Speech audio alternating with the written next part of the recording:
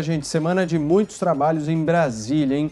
As manifestações que aconteceram em todo o país nas últimas semanas, de apoio e oposição ao presidente Jair Bolsonaro, servem como uma espécie de termômetro que aponta para uma clara polarização da eleição presidencial do ano que vem.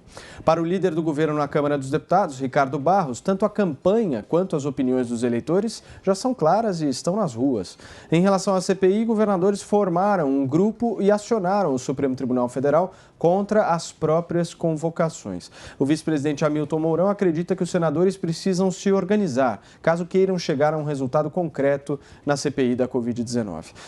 Para amanhã está prevista ser ouvida como convidada a médica Nise Yamaguchi. Na quarta-feira foi chamado o presidente da Sociedade Brasileira de Infectologia, Clóvis Arns da Cunha. Semana que promete em Brasília, mas olhando aí na ótica do final de semana, nós tivemos mobilizações da esquerda. E eu quero saber a opinião de vocês a respeito. Serrão.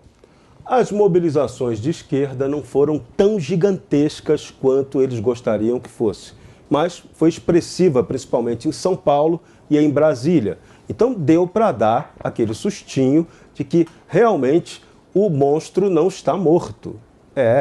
Apesar de terem perdido a última eleição por corrupção e má gestão, a esquerda está viva. A mortadela ainda está aí para garantir a presença de muita gente. A mortadela e o aparelhamento estatal que faz muita gente ter capacidade de mobilização para esses eventos como os que ocorreram no final de semana. Então, é isso, o Brasil é esse retrato do radicalismo burro que vai nos levando para a eleição de 2018. Uma polarização quase certa entre Lula e Bolsonaro na eleição 2022. Então, vai se repetir a história de 4 anos atrás. A tendência é que se mantenha a mesma coisa. A esquerda continua desgastadíssima com a corrupção colada nela. O presidente Bolsonaro tem aí a bênção da reeleição dada por Fernando Henrique Cardoso para que ele possa disputar um segundo mandato. Então, ele vai utilizar parte da máquina para isso. Mas, como aconteceu nesse final de semana, ficou bem claro que não vai ser tão fácil assim. Sobretudo por um fenômeno que pouca gente viu. A gente viu manifestação na rua, mas pouca gente parou para analisar direitinho como é que foram as manifestações em redes sociais. E ali a gente vê um crescimento da capacidade da tal esquerda de se manifestar, sobretudo no Twitter. Então, eles que em 2018 tomaram uma goleada de 7-1 do ponto de vista da internet, agora podem se preparar para até vencer o bolsonarismo, porque já se sabe que os grandes veículos de mídias Big Techs vão fazer com Bolsonaro o mesmo que fizeram com Donald Trump. Já começa a ser censurado na internet material ligado ao bolsonarismo. Nós, até aqui na própria Rádio Jovem Pan, tivemos uma censura absurda do programa Direto ao Ponto de Augusto Nunes, que bateu mais de 2,5 milhões de views, e o YouTube tirou do ar esse programa, porque reclamou ali que o cara feriu os seus termos de uso, o velho da van feriu os termos de uso ao defender a cloroquina. E isso foi usado como argumento absurdo para censura. Ainda bem que houve uma decisão judicial que mandou o vídeo voltar para o ar. Mas isso é um absurdo. Estamos no momento de censura. As Big Techs estão contendo a nossa liberdade de expressão. Os brasileiros têm que se ligar nisso, porque essa vai ser a tônica da próxima campanha eleitoral. Ô Constantino, você acha que essas manifestações são bolhas, tanto de esquerda, de direita, e elas influem no resultado eleitoral? Paulo, acho que elas influem em alguma coisa e são um retrato mais ou menos do que a gente vê nas redes sociais, né? Mas a da esquerda foi bem esvaziada e muito aquém do que os organizadores pretendiam, o que foi uma medida muito ousada da parte deles, muito arriscada, porque eles tomaram a decisão de expor toda a canalice, toda a hipocrisia do discurso, né, de negacionismo, de genocida e blá, blá, blá.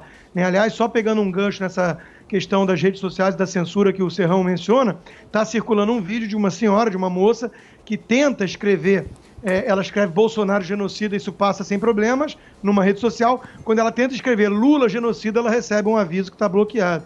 né? Então a gente sabe que existe esse duplo padrão, esse viés, parece bem a nossa imprensa. E não é por acaso, é porque a nossa imprensa tenta pressionar as redes sociais, que também já tem uma predisposição, um viés esquerdista, a perseguir mesmo o conteúdo de direita. Sobre as manifestações, então, já que a gente começou por aí, depois eu vou para o resto, né? O nosso colega de rádio, o Adrilles Jorge, resumiu muito bem, né? Fui manifestar, mas usei máscara e distanciamento.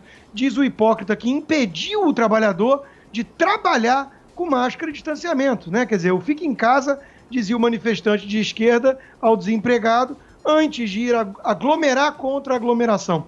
De novo, se não houve tanta aglomeração, foi porque eles não conseguiram. O isolamento foi involuntário ali, né? Mas é realmente um grau de hipocrisia ímpar. Só que pessoas atentas não ficam surpresas, porque essa é a marca registrada da esquerda desde sempre. Já que a gente abriu com questão de Conmebol e futebol, e eu disse que eu tenho dificuldade, às vezes, de competir com os humoristas, porque é difícil até levar a sério essa esquerda tão hipócrita, o Joaquim Teixeira, que eu mencionei, colocou: protesto fora Bozo parece o futebol feminino. Muita gritaria na internet e ninguém presente ao vivo, né? Então é mais ou menos disso que se trata. Agora, ela retrata, de alguma forma, sim, a polarização que a gente vai ter no ano que vem. Isso está dado, porque os companheiros supremos soltaram o Lula em primeiro lugar e depois tornaram ele elegível. Então aí dificulta muito para qualquer pseudo-terceira via, que na verdade é um caminho da esquerda mais moderada na aparência, que seriam os tucanos, né? Veja que o Mandetta, um ícone dessa suposta terceira via, se manifestou contra as aglomerações dos dois lados e tudo. Mas é porque essa terceira via não consegue também fazer nenhum tipo de manifestação. Então eles podem ficar do alto da Torre de Marfim atacando tudo e todos, porque eles não conseguiriam colocar na rua nem mesmo a metade do que a esquerda mais radical colocou, né? Então é disso que se trata. E sobre a questão da CPI, só para dar uma notinha também, né? É curioso ver os governadores apelando aí para justiça, para o direito de não ir e tudo, e a mídia que usava o argumento de que o Pazuello era um covarde, quem não deve não teme, e sendo que ele falou, e falou muito, inclusive, deixou até desesperado o relator Renan Calheiros e companhia, porque falava demais, né? Eles não usam a mesma narrativa para cima dos governadores, né? E aí, quem não deve não teme, então por que eles estão querendo se respaldar e se blindar da CPI? E alguns senadores lulistas, como é o caso do G7 lá, o senador Otto Alencar, reclamando que essa semana vai doutora Anísio Yamaguchi e outros, né? Isso não deveria ser o foco, temos que falar das vacinas, porque eles começam a ficar incomodados quando vem gente séria mostrar, né, que a questão do tratamento precoce e da cloroquina também não passa de uma grande narrativa furada daqueles que até condecoravam médicos que davam remédio, ou receitavam, ou sugeriram para o Ministério da Saúde para colocar oficialmente lá, né? E agora, por interesses, adotam uma narrativa totalmente diferente, só para tentar atingir o presidente. De novo, Paulo, é sempre o denominador comum aqui disso tudo que a gente está falando: a hipocrisia da esquerda. Amanda, você concorda com o Constantino? Tem hipocrisia nessas manifestações do último final de semana? Paulo, eu vou partir da premissa, como eu disse anteriormente, que nenhuma manifestação, nenhuma aglomeração, melhor dizendo, nesse momento é produtiva. Eu acho que é temerário, a gente está caminhando aí para a terceira onda. Dito isso, eu não acho que há uma equivalência moral possível entre uma manifestação que pede vacina no braço e comida no prato, que é justamente contra a destruição promovida pelo governo Bolsonaro, principalmente durante a pandemia, que usa máscaras PFF2, minimamente tenta respeitar ali algumas regras sanitárias, e outra aglomeração, manifestação de apoiadores ao presidente Bolsonaro, que simplesmente não sequer reconhecem a existência da pandemia, ou não estão nem aí, ou pregam cloroquina, ivermectina, esse tratamento precoce que a gente sabe que não existe, não adianta para nada. Enfim, acho que foi importante para a esquerda mostrar pela primeira vez que o monopólio das ruas não é de direita, e deve ter deixado muita gente com a pulga atrás da orelha, porque também pela primeira vez aqueles números que antes ficavam só expressos nas pesquisas de avaliação de governo e intenção de votos foram transmutados para as ruas, foram transferidos para as ruas. Então a gente viu que houve uma multidão muito expressiva, principalmente em São Paulo, em Brasília e no Rio de Janeiro. Em São Paulo ocupou 10 quarteirões da Avenida Paulista. Então quem desqualifica esses números, quem descredencia esses números, provavelmente não olhou as imagens, aliás, não é preciso narrativa alguma, é só passar pelas fotos que você vai ver que a manifestação juntou muita gente e surpreendeu sim os organizadores. E é importante notar que entre esses organizadores não estavam nem diretamente, oficialmente, o PT, a CUT e outras centrais sindicais, não, mas sim organizações que envolvem, juntam movimentos sociais, movimentos de esquerda, como a Frente Brasil, Povo Sem Medo, Frente pelos Direitos dos Negros.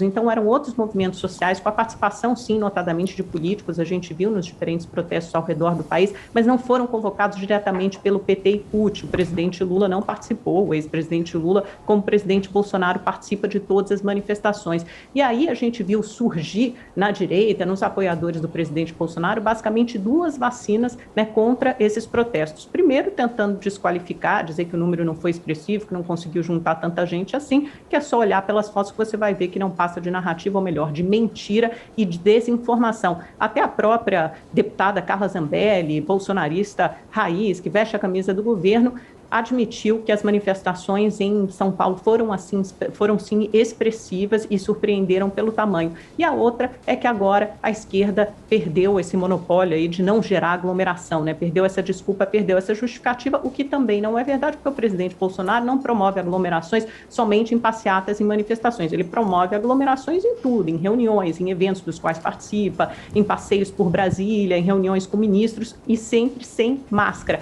além de muitas outras atitudes e decisões que foram criminosas, como, por exemplo, ignorar a importância da vacina, adiar a compra da vacina e uma série de outros, não instituir uma testagem ampla de massa no Brasil. Então, é uma falsa equivalência que se faz aí. De qualquer forma, eu acho que o que de importante fica é o seguinte: o monopólio das ruas, que era da direita desde 2013, né, começou a ficar crescentemente da direita. Em 2013 começou com a esquerda, com o movimento Passe Livre, mas foi crescentemente esse espaço público, espaço das ruas ocupado pela direita.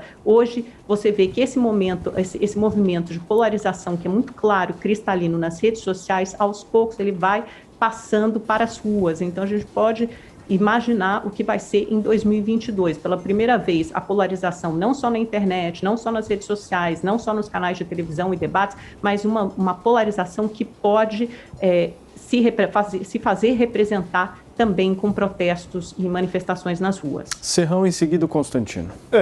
Agora, dizer que não houve, ontem na Avenida Paulista a manifestação foi expressiva, como a gente lembrou aqui, mas é preciso destacar que aqui estava a famosa mortadela do MTST, que é bancada até por uma estrutura bancária. Essa estrutura tem uma cooperativa de crédito muito grande por trás dela, que ajuda até a bancar essas manifestações. Pouca gente sabe disso. Agora, polarização é inequívoco o que vai acontecer no ano que vem. Só que nós temos que discutir projeto para o Brasil. E aí, cadê a esquerda? A esquerda, nesse momento, só sabe meter o pau no tal do Bozo. Eu quero que ela apresente projeto para o Brasil que ela destruiu com a má gestão e com a incompetente corrupção. Constantino. Não queira que a esquerda apresente projeto não, Serrão. É a Argentina e a Venezuela. Tá lá, a Argentina eles elogiavam como exemplo de ciência na pandemia. Olha o resultado, né? Por isso que só tem narrativa. Agora, eu confesso aqui à nossa audiência que está vendo, não só ouvindo, que eu não jogaria pôquer com o Serrão, não, porque ele consegue ficar com uma cara de paisagem ouvindo o mesmo blá blá blá de sempre. Eu não. Eu preciso me conter para não rir. Veja, fotos falsas circularam sobre essa aglomeração. Inclusive dá para detectar quando pegaram ali, começaram a ir expandindo e copiando os mesmos trechos. Segundo lugar, né, eu admiro o contorcionismo da militância da esquerda, né, que precisa justificar a aglomeração do bem. Né? Não, veja, começa sempre assim com uma notinha, né? Não, eu sou contra toda aglomeração nesse momento. Mas o Bolsonaro circular é mais grave do que a militância tentar convocar milhares às ruas. Por quê? Porque a causa é do bem.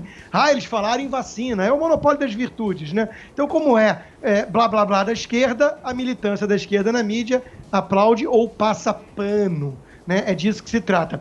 Sobre máscara, de novo, a gente tem aquela história da hipocrisia, né? Omar Aziz, Randolfo Rodrigues, todos eles pegos com imagens aí, circulando sem máscara. Inclusive o governador de São Paulo aqui também, do meu lado, em Miami, o senhor João Agripino Dória. Mas, de repente, o presidente sem máscara é sinônimo de negacionismo ou genocídio. Então, desculpa, mas, assim, é muito duro aguentar ouvir esse blá blá blá sem rir. Amanda.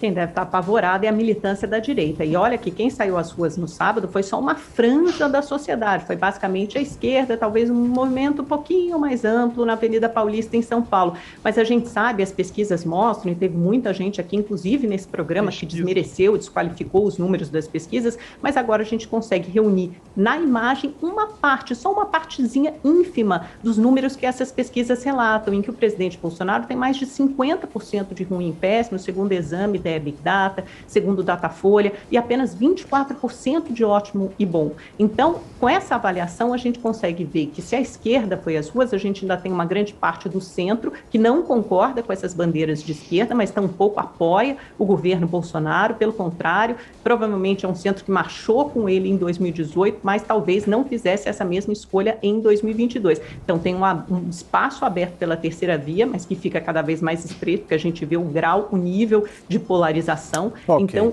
é isso. Perdão, Paulo. Perfeito. Não, só para a gente concluir, mas, enfim, por favor. Só para a gente concluir. É isso que as manifestações expressam no sábado. Constantino, 10 segundos. Expressam apenas uma coisa, a tremenda hipocrisia da esquerda. Intervalo comercial aqui no 3 em 1, daqui a pouquinho a gente está de volta na Jovem. Olha, a produção me avisa aqui que a gente ainda tem mais uns 2 minutinhos de programa e dá para cada um comentar pelo menos mais uns 30 segundos. Fiquem à vontade aí. Amanda, por favor. Mas ainda sobre as manifestações, por favor, Paulo? Sim, vamos continuar nas manifestações, a gente ainda tem 30 segundos. Pode ir, Amanda. Eu estou com medo de saber o que vem por aí no ano que vem, Paulo. De novo, eu acho que elas não devem se tornar um hábito, não deveriam se tornar um hábito nesse momento da pandemia, mas eu noto que a gente sempre teve essas manifestações de 2015, 2016 para impeachment, mas durante mesmo o ano eleitoral, ver dois lados opostos, dois campos opostos tomando as ruas, pode levar a uma conflagração ainda maior. Então eu tenho medo aí do que está por vir. Constantino, para fechar. Ainda mais sabendo do modus operandi dessa esquerda radical, né, que costuma sempre partir para violência, intimidação e tudo mais. Então isso realmente é um fator. Agora, é curioso que a necessidade dos bolsonaristas irem para a rua é mostrar que as pesquisas são fajutas, né? Já a esquerda não, ela tenta o contrário, ela conta com a ajuda das pesquisas, quando vai, decepciona no público. Serrão, vai lá. A novidade é a mudança de postura das manifestações. Antes elas eram contra, para derrubar o governo, e agora elas são a favor. Então, aguardemos 2022.